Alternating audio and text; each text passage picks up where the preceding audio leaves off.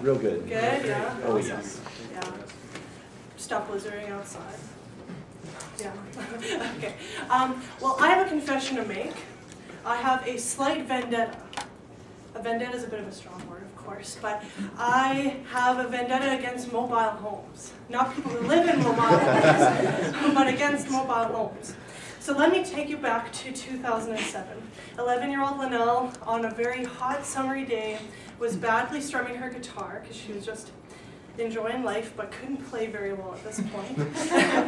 Loving life, and she goes to her parents' room, maybe a window about that size, goes and looks at this bright sunny day, looks blue sky, and then big black purple cloud of darkness filled with terrifying things. I go to my mom and I'm like, this is a little scary, so we check the weather network, and one word changed my day: tornado. So I was like, okay, pretty scared here, and I come back to my vendetta because we lived in a mobile home. If you know anything about mobile homes and tornadoes, they are like electricity and water. Those things do not mix. If a tornado comes, that house will be flattened in like 2 seconds. The very scary part about this, though, was that my father was away 8 hours. We had no access to a vehicle. We had nowhere to go. We lived outside the city. Basically, we were trapped in our house during a tornado warning with no basement or anything, or no ditch. And so I'm just kind of like, okay, I'm going to breathe through this, and I'm like freaking out. But I'm going to come back to this story later. And today I want to show you another story about houses and storms. So if someone had given me 2 options of homes to live in, let's say that the home I lived in was, the 2 options were a mobile home, not very well built, cheaply built, does its job, and between a regular house, 2 stories, brick foundation, pretty strong, which one would I choose? Well, there's probably a number of factors in my choice. If cost was a bit of an issue, I might go with a mobile home because mobile homes cost less. But if this person who was giving me the option knew everything that there was to know about home building, about weather, about house structure, about counting costs, I might rethink my decision, because this person would also tell me that your house is going to be demolished in a tornado, that my investment in this mobile home, while it's cheap in the moment, isn't going to be a very good investment, because it's just going to be destructed by a storm. So what about when God asks us to make the same decision about the way we build? Are we quick to obey and trust His judgment? Or do we just pick the cheap, easy, and convenient route? Today I want to ask you, what does obeying Jesus look like? Let's keep that question in mind as we turn to Luke 6, 46 to 49. I'll give you guys a second to turn there.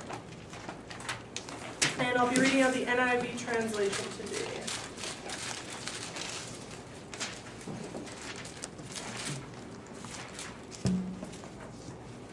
All right. Why do you call me Lord, Lord, and do not do what I say?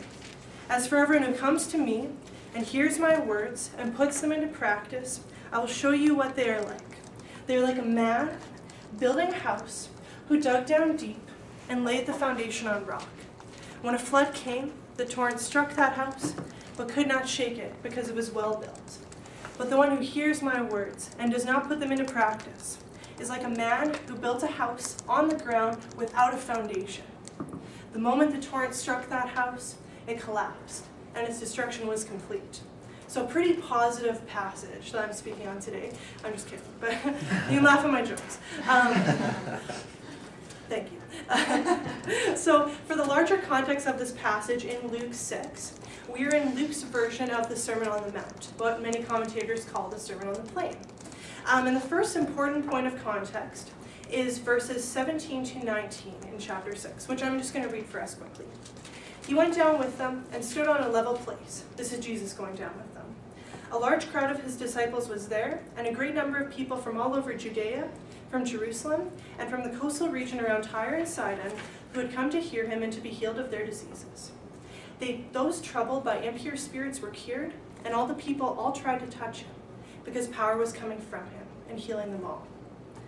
These specific verses are going to be important in a second, but right now I'm just going to move through the chapter just so we can see how we got to our passage.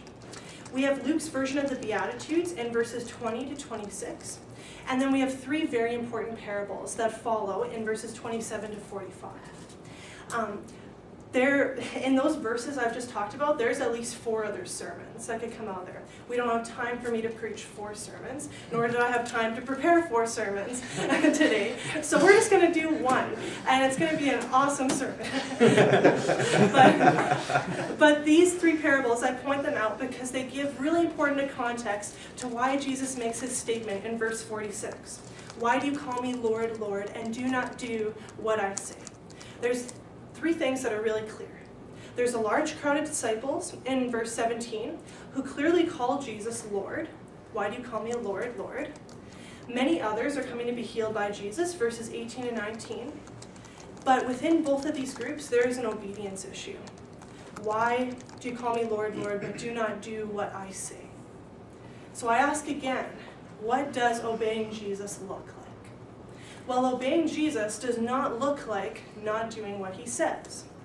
Pretty straightforward, but maybe there's a twist. Sorry, that wasn't funny.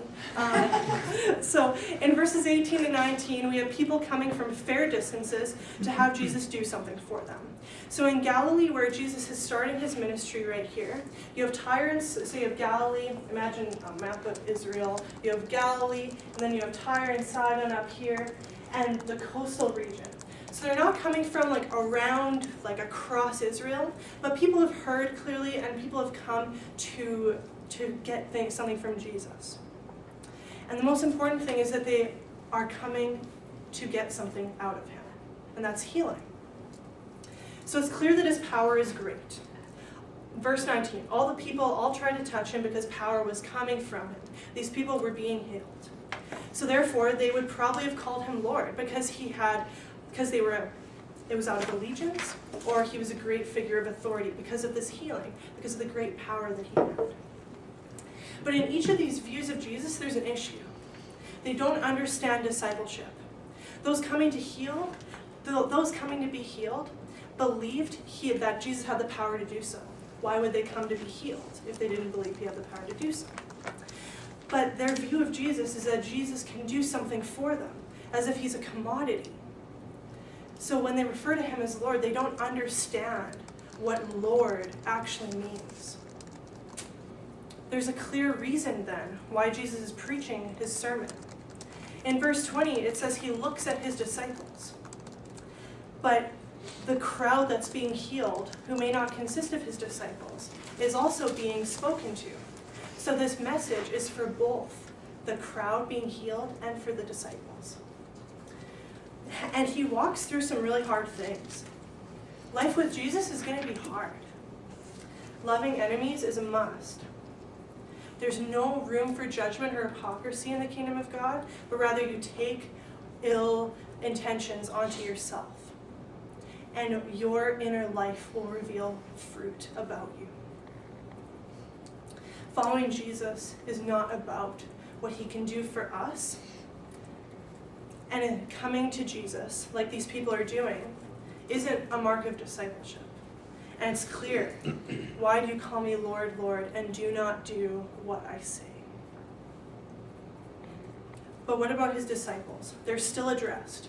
Both parties clearly have a problem with obedience. Their value systems are in the wrong place. They view Jesus as someone who can give him something. This is not the way to obey Jesus, because obeying Jesus does not look like not doing what he says. So I ask again, what does obedience look like? Obedience to Jesus does look like building on the rock. As for everyone who comes to me and hears my words and puts them into practice, I will show you what they are like. They are like a man building a house, who dug down deep and laid the foundation on rock.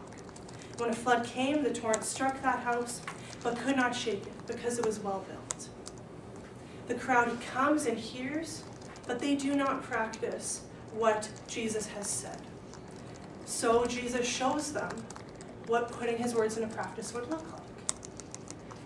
We have a man who builds a house. He dug down deep and laid a foundation. This was actually a very common illustration, not that many preachers were using it, but that's exactly how a house would have been built. A house in ancient Israel times was basically you dug a trench and you laid some sort of stone. So maybe it was like a kiln-baked brick, if that makes any sense, or a limestone, but basically this very strong, firm foundation. And in that strong foundation, the house would be strong, because the purpose of a house was protection, either from robbers, but especially from storms. So what Jesus has given us is a very typical picture of a modern Israelite house. But maybe the picture isn't so typical. Because when I look back at being caught in that tornado, my house was not built well enough, and I knew this, and that's why I was scared. I wasn't scared of the tornado, but I was scared because I had nowhere to go. And I knew that if the tornado came and touched down and near our house and it ripped through, it would just be destroyed. A solid foundation is essential to withstanding problems and storms of life. So when we obey Jesus' words, we do that by putting his words into practice, his teachings becoming the foundation for our lives. So the way to build a house may be pretty standard, but it takes really hard work. And the one who builds on the rock understands this hard work. They understand that the extra time and the extra cost that it's going to take to build this house is going to be worth it, because when a storm comes, they're going to be ready, and nothing is going to shake that house. So it's clear that obeying Jesus does look like building on rock. But our parable is not finished. It's clear that obeying Jesus does not look like building on the ground. But the one who hears my words and does not put them into practice is like a man who built a house on the ground without a foundation. The moment the torrent struck that house, it collapsed, and its destruction was complete. Jesus' tone has changed, and this is a warning to his readers, or to his audience. In verses 18 and 19, the people were looking to get something from Jesus. They didn't understand what Lord meant. And the disciples in verse 17 are clearly not understanding what discipleship to him means. They're not putting his words into practice quite yet. This crowd in verse 49, this is a warning to them that they were building on the ground. But we are not exempt from this. We need to pay attention to this, because to build on the ground as a Christian is to have destruction come to our lives. It's about obedience to Jesus. It's about obedience to his words. It is not enough to hear his words today and not put them into practice, to call upon him as Lord, but then just not do anything about it. One commentator says that building on the ground is like giving Christ lip service.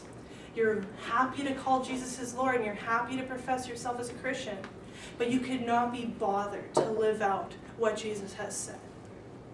There are many nice-looking mobile homes, but they're not going to withstand a tornado. Doesn't matter. They're built on stilts, and the house is gonna go. And there's also many nice-looking Christians who live their lives, and of course they live their lives, but outwardly they look great.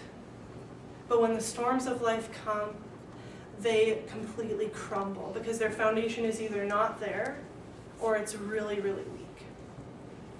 Someone else has pointed out that just as his sermon has begun with blessings and woes, that Jesus has ended with another one. Blessed are you who listen and act, and woe to you who hear but do not act. So finally, starting to wrap up with this tornado story, I knew that my house could not withstand the storm. I knew that destruction would come if the tornado was to rip through our neighborhood. And I wasn't a Christian at the time, but I knew God, and I actually prayed out to him, because I knew that he had the power, just like these people knew that he had the power to heal them. But I also knew that I had a weak foundation, clearly. Maybe not in those exact terms, but I knew my house was going to blow if it came through.